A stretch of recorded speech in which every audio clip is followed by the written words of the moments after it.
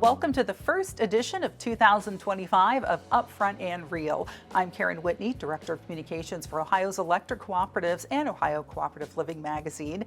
And with me today for the new year, we have our new President and CEO, Craig Grooms. Welcome to the new set and the new freshened Upfront and Real. Yeah, thanks. Glad to be here. I'm looking forward to an exciting 2025. Yeah, we are too. And you know, a lot of people are. We've got, not only are you new here for our administration, but we've got a new administration coming in DC.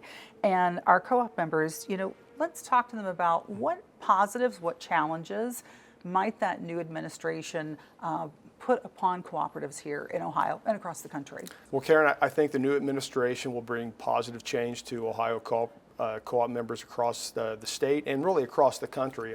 They appear to have a very strong team as it pertains to the energy industry. The Department of Energy, the Interior, the EPA nominee all appear to be very strong candidates that I think will bring positive change.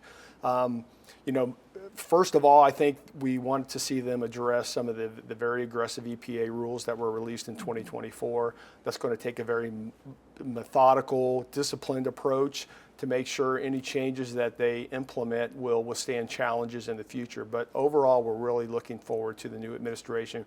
We think it'll allow us to operate our business as we always have. And again, I think it'll be good for co-op members in Ohio and Indiana. Yeah, positives are good, right? And I want to bring out too, there was actually a recent Time magazine article where President-elect Trump came out and was specifically talking about, you know, making America energy dominant again. We've all heard the drill, baby drill, that you hear, you know, in his campaigning, but he specifically did speak about electricity and said that he wants to dramatically increase baseload power generation, which we don't hear a lot of people talking about that, so that he could lower electricity rates, we could avoid brownouts, which we've talked about a lot here, and quote, win the battle of AI superiority for America. What are your thoughts on that? Yeah, so that's a great soundbite, but I think most people recognize that the energy industry, whether it's oil, coal, natural gas, electricity, all of those are basic inputs to all products, all services across the economy. So if we have a strong energy industry, it typically translates to a strong economy.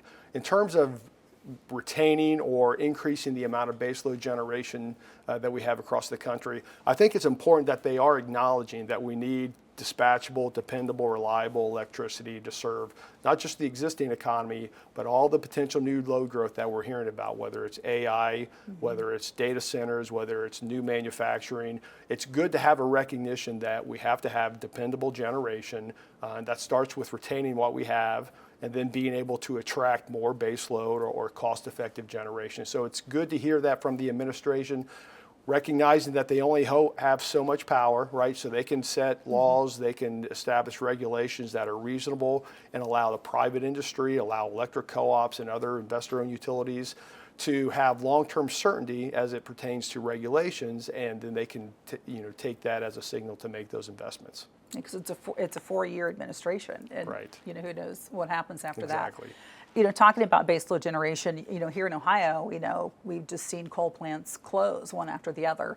You know, the stat's been, 21 coal plants in Ohio in 2009. Today, as we sit here, we have just 4, including our Cardinal plant. Correct. For electric co-ops. What do you expect that we're going to see? Are we going to actually see coal plants be built, do you think, or some rising from the ashes, or some other kind of baseload generation? Well, that's a good question. I think to build a new coal plant in Ohio or across the country, that's going to really take some changes where we need to have that long-term certainty that somebody who's making a $1 billion investment over 40 or 50 years have some assurance that they're going to be able to get a return on that investment. So we have the 4 coal plants, remaining in Ohio. I think I've heard one of the coal plants down near Cincinnati is scheduled to shut down in 2027. I don't know how you really change that because that's based on an EPA regulation. But attracting new coal, I think, is going to be a challenge. I think we will see more natural gas generation. It's plentiful. It's in Ohio. It's in western Pennsylvania, so it's right in our neighborhood.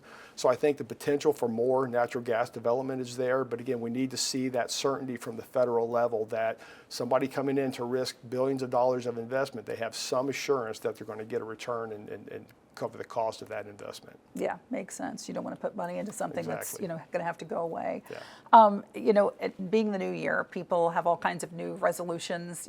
Household budget perhaps is one of those. And so let's talk about that. The price of electricity, looking, across the horizon. How do we think that this new administration coming in might affect, the electric bill? Maybe we might see prices go down, stay the same. Yeah, we're really looking for stability, right? And so it's hard to say we're going to reduce costs by 20 or 30% because our primary input, our primary cost is the coal that we purchase, the natural gas that we purchase. And so we're really looking for, to remain steady, not expecting any, major reductions in those costs. We've seen electrical equipment inflation over the last few years. Hopefully we get a leveling off of that inflationary pressure. Transmission costs, we use the transmission capacity across Ohio to deliver electricity to the co-op members. Investments continue to be made there, so I think we'll have some cost pressures from transmission investments. Services at our power plants, equipment, commodities that we use, consumables, all of those, we've seen increases over the last couple of years, but I'm expecting that to flatten out. And so I think on the cost side, the generation side, I think we're going to remain stable. And that's our hope of the new administration, that we can at least maintain our cost, knowing that there are going to be some cost pressures from transmission service, from electrical equipment, and some consumables, some commodities. But I think overall it's going to be pretty manageable. Yeah, stable is a good thing. Stable is Certainly a good thing. better That's a than goal of than a ours. steep hike. Exactly. For sure. Well, Craig, thank you for joining us for this first edition for 2025, and welcome to the new position. Look forward to talking with you here every month. Great. Thank you, Karen. All right. Thank you for watching.